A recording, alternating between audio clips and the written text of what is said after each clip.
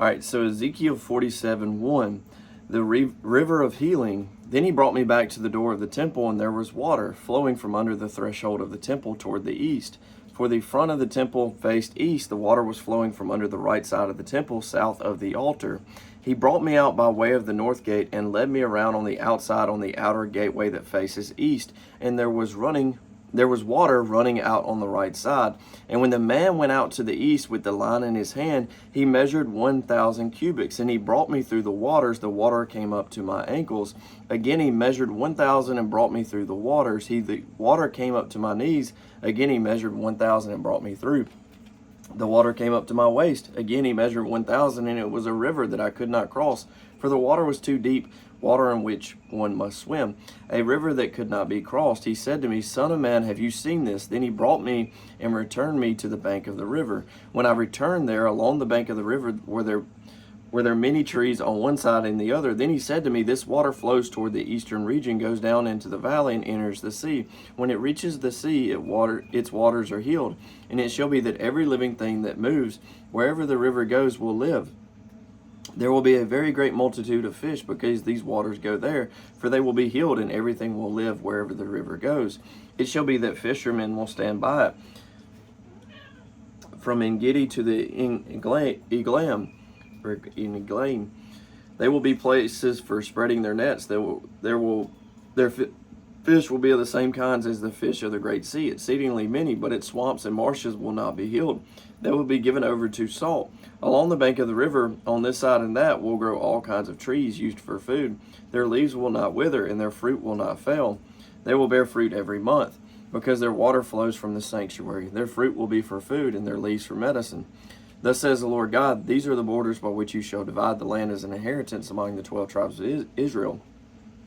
Joseph shall have 2 portions. You shall inherit it equally with one another. For I raise my hand in an oath to give to your fathers, and this land shall fall to you as your inheritance. This shall be the border of the land on the north, from the great sea by the road to Hethlon, as one goes to Zedad, Hamath, Beratha, Sibram, which is between the border of Damascus and the border of Hamath, to Hazer Hadikam, which is on the border of Haran. Thus the boundary shall be from the sea to Hazer Enan, the border of Damascus, and as for the northward it is the border of Hamath. This is the north side. On the east side you shall mark out the border from between Haran and Damascus, and between Gilead and the land of Israel along the Jordan.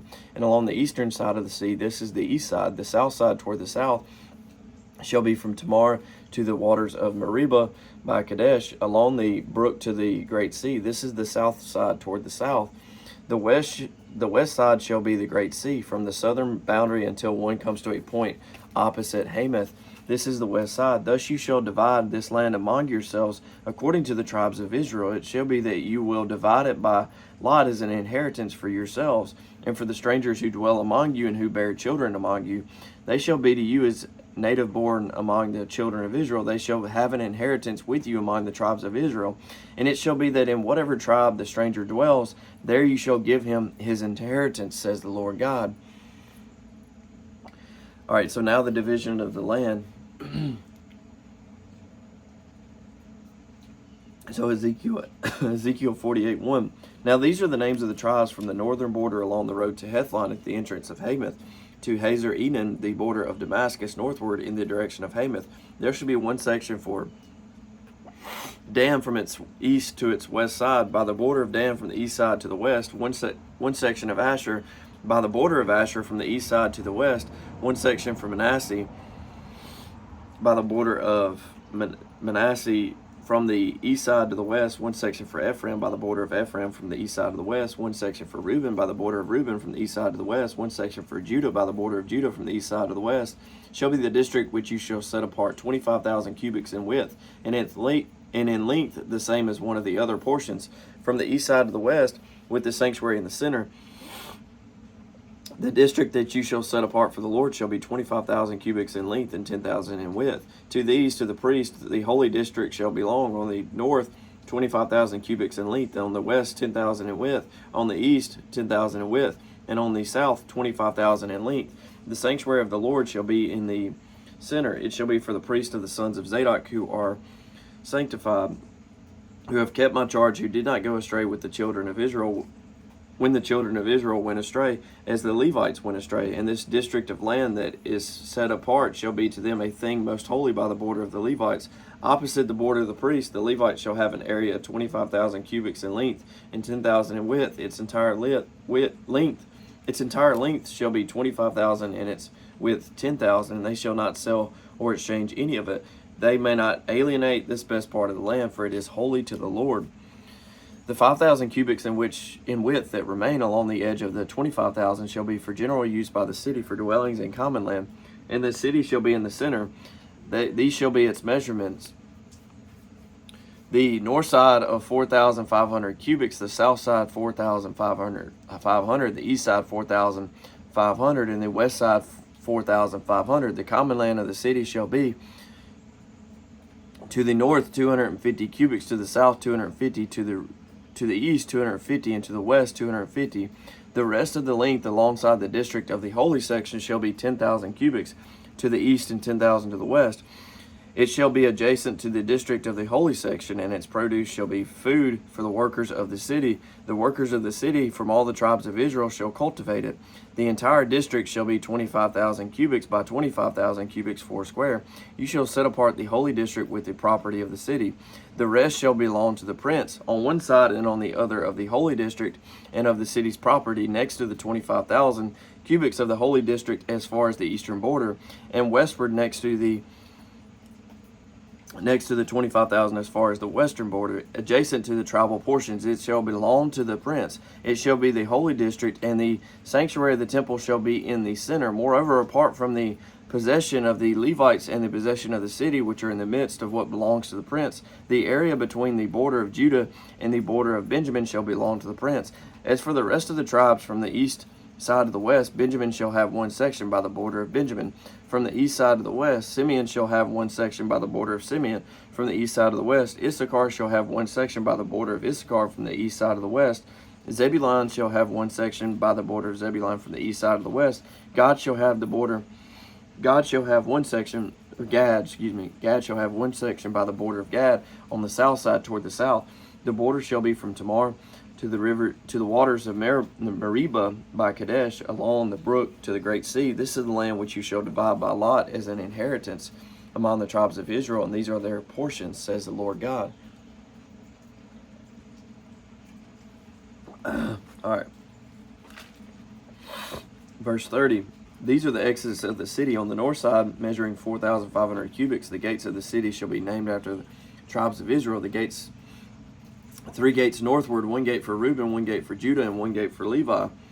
On the east side, 4,500 cubits, 3 gates, 1 gate for Joseph, 1 gate for Benjamin, and 1 gate for Dan. On the south side, measuring 4,500 cubits, 3 gates, 1 gate for Simeon, 1 gate for Issachar, and 1 gate for Zebulun. On the west side, 4,500 cubits, where there are 3 gates on one gate for Gad, 1 gate for Asher, and 1 gate for Naphtali. All the way around shall be 18,000 cubits, and the name of the city from that day shall be the Lord is there, which translates to Yahweh Shammah. Ezekiel 29:17 now, and this is 571 BC. One second. And it came to pass in the 27th year, in the first month, on the first day of the month, that the word of the Lord came to me, saying, Son of man, Nebuchadnezzar, king of Babylon, caused his army to labor strenuously against Tyre. Every head was made bald, and every shoulder rubbed raw. Yet neither he nor his army received wages from Tyre for the labor which they had spended on it. Therefore, thus says the Lord God, surely I will give the land of Egypt to Nebuchadnezzar, king of Babylon. He shall take away her wealth, carry off her spoil, and remove her pillage. And that will be the wages for his army. And I have given him the land of Egypt for his labor, because they worked for me, says the Lord God. In that day I will cause the horn of the house of Israel to spring forth, and I will open your mouth to speak in their midst. Then they shall know that I am the Lord. Ezekiel 31. The word of the Lord came to me again, saying, Son of man, prophesy and say, Thus says the Lord God, Well, woe to the day, for the day is near, even the day of the Lord is near. It will be a day of clouds, the time of the Gentiles. The sword shall come upon Egypt, and great anguish shall be in Ethiopia. When the slain fall in Egypt, then take away her wealth, and her foundations are broken down. Ethiopia, Libya, Lydia, all the mingled people, Chub, and the men of the lands who are allied shall fall with them by the sword. Thus says the Lord God, those who uphold Egypt shall fall down, and the pride of her power shall come down from Migdol to Syene. Those within her shall fall by the sword, says the Lord God. They shall be desolate in the midst of the desolate countries, and her cities shall be in the midst of the cities that are laid waste. Then they will know that I am the Lord, when I have set a fire in Egypt, and all her helpers are destroyed. On that day messengers shall go forth from me in ships to make the careless Ethiopians afraid, and great anguish shall come upon them as on the day of Egypt, for indeed it is coming. Thus says the Lord God, I will also make a multitude of Egypt to cease by the hand of Nebuchadnezzar king of Babylon. He and his people with him, the most terrible of the nations, shall be brought to destroy the land. They shall draw their swords against Egypt, and fill the land with the slain.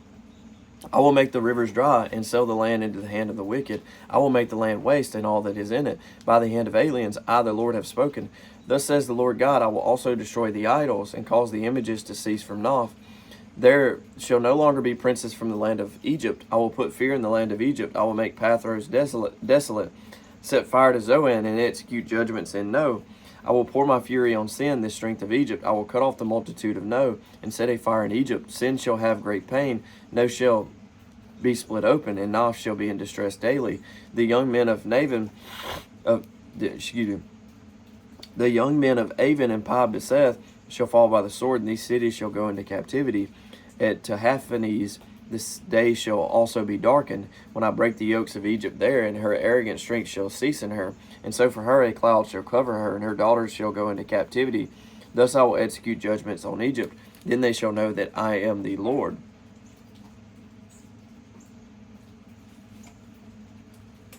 Where's it? Oh, bucket.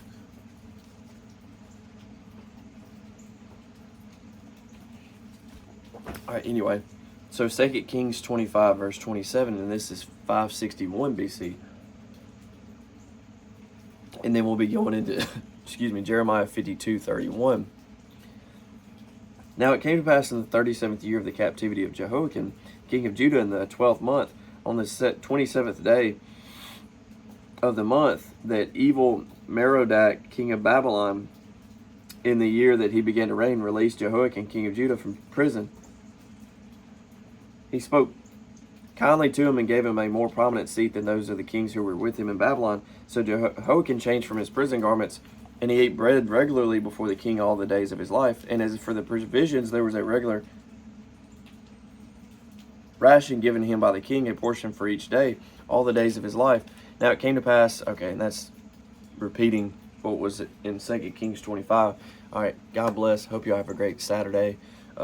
And I will see y'all in the next video, or whenever this video is sent. I hope you have a great, or whenever this video is posted, I hope you have a great day. God bless. Love y'all. Take care.